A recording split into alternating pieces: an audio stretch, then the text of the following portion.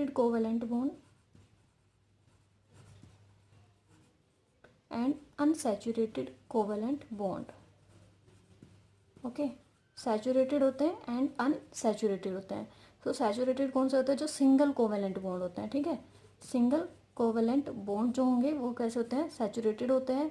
And जो double और triple bond होते हैं, ठीक है, double and triple covalent bond, वो कैसे होते हैं? अनसैचुरेटेड कोवेलेंट बॉन्ड होते हैं. ठीक है, और इनसे जो कंपाउंड्स बनेंगे उन्हें हम क्या कहेंगे? सैचुरेटेड और अनसैचुरेटेड हाइड्रोकार्बन्स या सैचुरेटेड और अनसैचुरेटेड कंपाउंड्स. ठीक है, नाउ बात करते हैं हाइड्रोकार्बन्स की.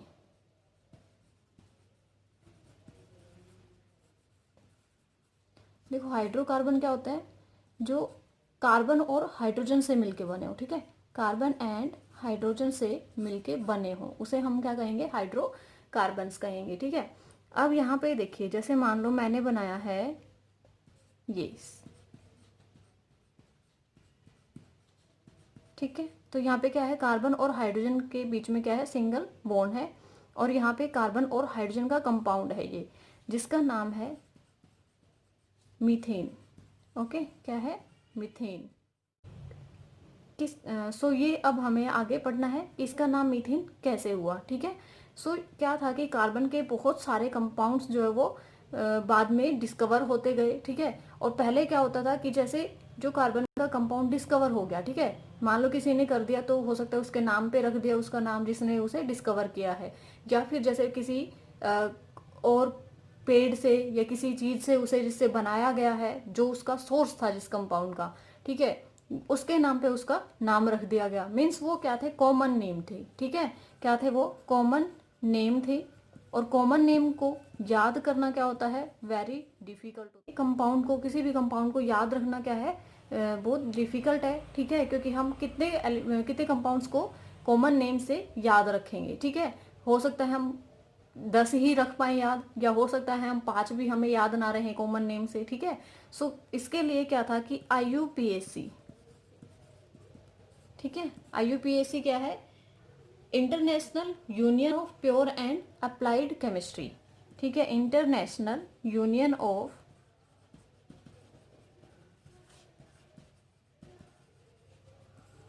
Pure and applied chemistry. Okay, and applied chemistry.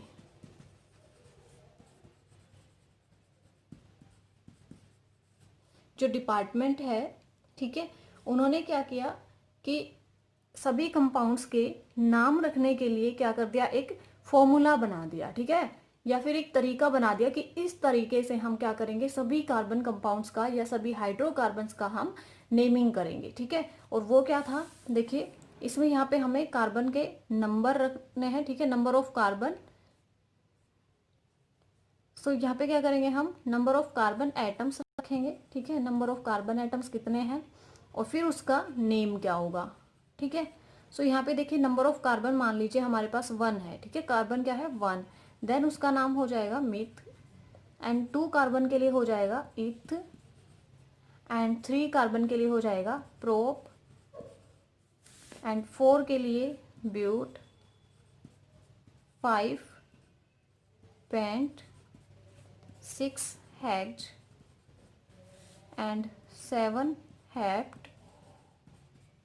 8 oct. और 9 हो जाएगा नॉन. एंड 10 के लिए डैक. ओके, सो आपको ये 10, आपको देखो, कार्बन जो है वो क्या करता है? 4 बॉन्ड्स बना सकता है.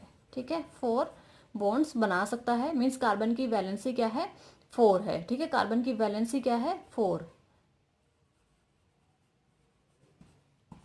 मीन्स ये टेट्रा वैलेंट है. ठीक है, कार्बन क्या है? टेट्रा वैलेंट है. 4 और अदर एटम्स के साथ में कार्बन क्या है? ये टेट्रा वैलेंट है. ठीक है, ये 4 अदर एटम्स के साथ जुड़ सकता है. ठीक है, और यहाँ पे ये कार्बन अपने जैसे सेम एटम, मीन्स कार्बन से भी दूसरे कार्बन एटम्स के साथ भी क्या कर सकता है? ये जुड़ सकता है, बॉन्ड बना सकता है, जिसे हम बोलते हैं कैटेनेशन पावर. ठीक है, क्या बोलते हैं? जिसे हम catenation power. Means self linking property. Okay, self linking property.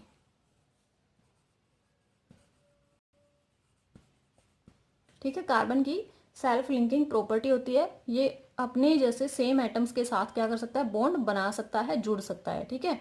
सो यहाँ पे देखिए सबसे पहले हम बात करते हैं, यहाँ पे हमारे पास होते हैं single, double and triple bond, ठीक है। और उनसे जो हाइड्रोकार्बन्स हम हमारे पास बनते हैं उन्हें हम बोलते हैं alkane, alkene and alkyne, okay, ये होते हैं। सो जो क्या है ये एल्क, ठीक है। एल्क जो है वो क्या है हमारे मिथ, इथ, प्रो, ब्यूट, ठीक है, इनकी जगह पे हम ये रखेंगे। और ये जो एन और इन एंड आइन है, ठीक है, ये क्या शो करते हैं, एन होता है सिंगल बॉन्ड, ठीक है, सिंगल बॉन्ड के लिए, इन होता है डबल बॉन्ड के लिए, एंड आइन होता है ट्रिपल बॉन्ड के लिए, ठीक है। सो यहाँ पे सिंगल बॉन्ड वाले क्या हो जाएंगे, एल्केन हो जाएंगे, ठीक है, डबल बॉन्ड वाले एल्कीन एंड ट्रिपल बॉन्ड वाले एल्काइन हो जाएंगे, ठीक है। अब हमें देखो इसके स्ट्रक्चर कैसे बनाने हैं और नेमिंग कैसे करनी है, ठीक है, अकॉर्डिंग टू IUPAC। सो यहाँ पे देखो क्या होता है कि कार्बन जो है वो हमेशा अपने 4 बॉन्ड बनाएगा, ठीक है, अपनी वैलेंसी वो पूरी करेगा, मीन्स 4 बॉन्ड बनाएगा और 8 इलेक्ट्रॉन्स उसको मिल जाएंगे, ठीक है, 4 वो अपने शेयर करेगा अदर कार्बन और हाइड्रोजन एटम्स के साथ, ठीक है। सो यहाँ पे देखिए जब मेरे को एल्केन बनाना है, ठीक है, तो इसका जनरल फॉर्मूला होता है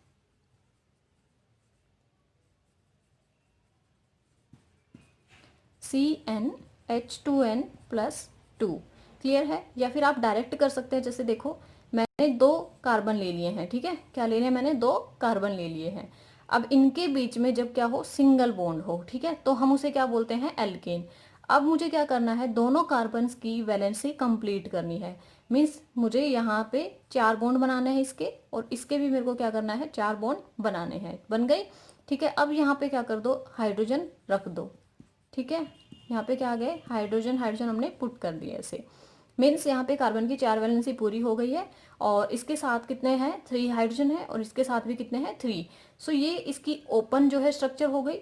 ना हमें इसका कंडेंस स्ट्रक्चर कैसे लिखना है, जैसे C है, ठीक है, तो इसके साथ हम क्या कर देंगे, यहाँ पे CH3 लिख देंगे, ठीक है, और फिर सिंगल बॉन्ड देन CH3, ठीक है। ये जो बॉन्ड है वो कार्बन और कार्बन के बीच में, नॉट हाइड्रोजन के पास, ठीक है, हाइड्रोजन के साथ नहीं है।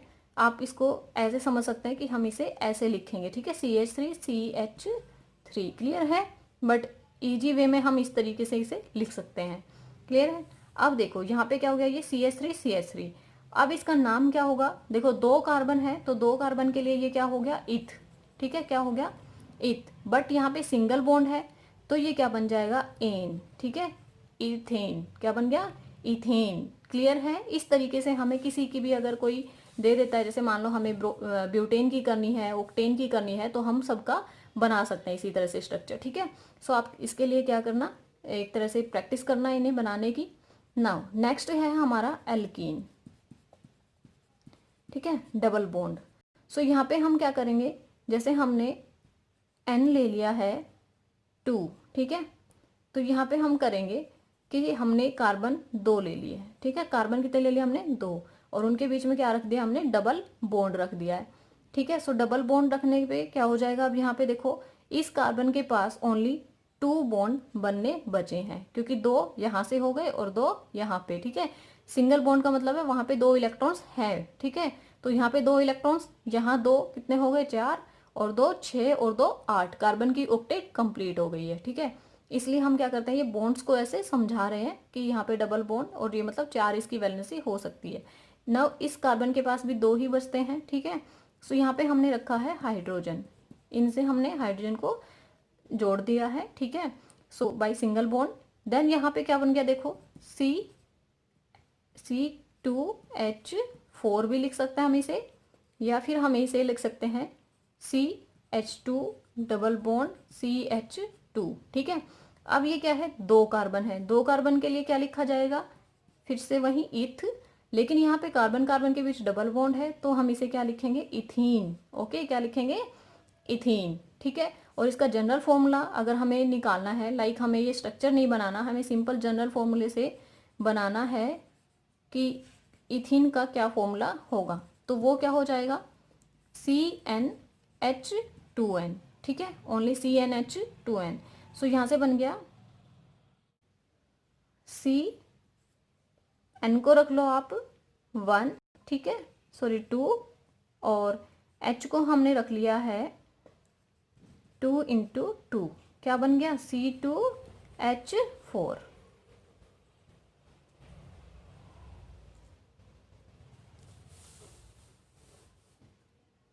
क्लियर है? सो यहाँ से भी यही आया है C2H4 और यहाँ से भी, ठीक है, C2H4।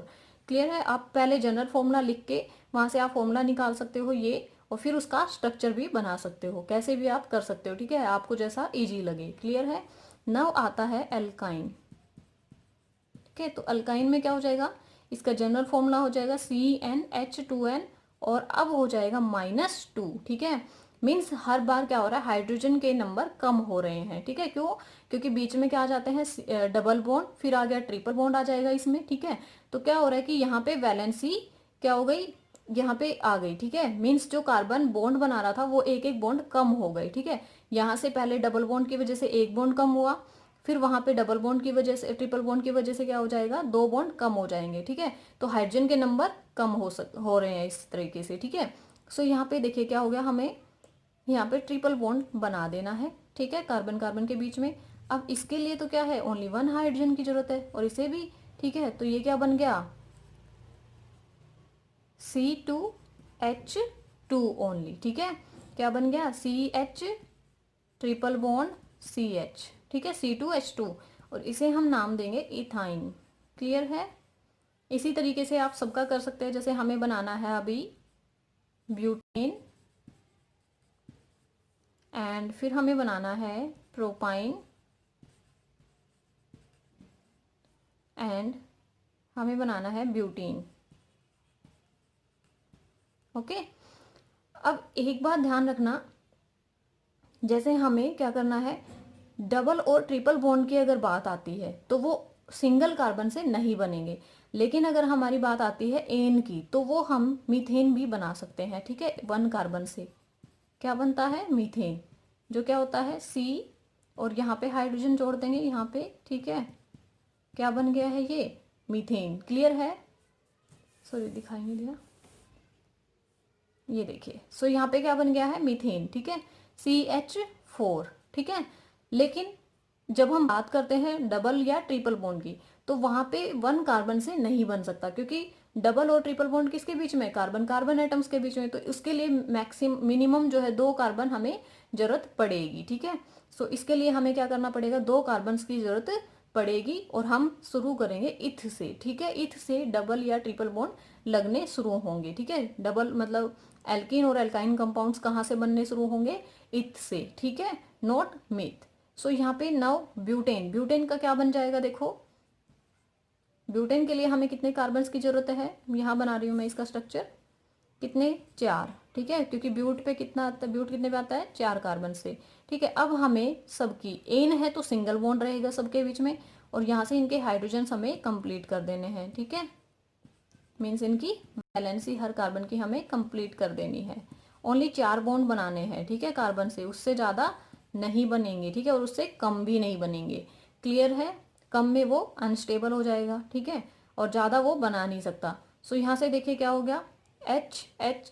ठीक है, यहाँ पे 1 2 3 4 4 हो गई इसकी कार्बन की वैलेंसी, इसकी 1 2 3 4। ठीक है, 1 2 3 4। सो ये बन गया है ब्यूटेन। ठीक है, इसको हम कैसे लिख सकते हैं, CH3 CH2 CH2 and then CH3। ठीक है, ये हो गया इसका कंडेंस फॉर्मूला। ठीक है, और ये नाम आ गया इसका ब्यूटेन। अब बात करते हैं प्रोपाइन की। सो प्रोप हो गया। ठीक है, प्रोप के लिए कितने हैं, 3 कार्बन्स। सो प्रोप के लिए कितने आ गए, यहाँ पे 3 कार्बन्स आ गए हैं।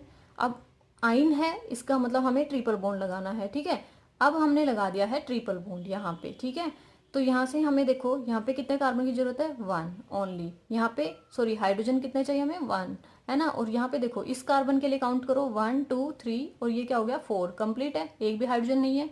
देन इसके लिए 1, और फिर क्या है 3 हाइड्रोजन की इसे रिक्वायरमेंट है। ठीक है, सो ये क्या बन गया, CH ट्रिपल बॉन्ड CH और फिर triple bond sorry single bond CH3। ठीक है, ये बन गया है इसका फॉर्मूला, ठीक है, कंडेंस फॉर्म हमने लिख दी है और ये क्या बन गया, प्रोपाइन। क्लियर है। सो यहाँ पे हमें ध्यान रखना है कि कार्बन की वैलेंसी कितनी है, ठीक है, कार्बन की वैलेंसी कंप्लीट करने पे ध्यान देना है। नाउ नेक्स्ट है ब्यूटीन। सो ब्यूटीन के लिए क्या हो जाएगा, 4 कार्बन, ठीक है, ब्यूट है तो 4 कार्बन आएंगे एंड इन है तो डबल बॉन्ड। और अब हमें देखो यहाँ जब था या फिर 2 में, ठीक है, तो वहां पे कोई प्रॉब्लम नहीं थी, है ना।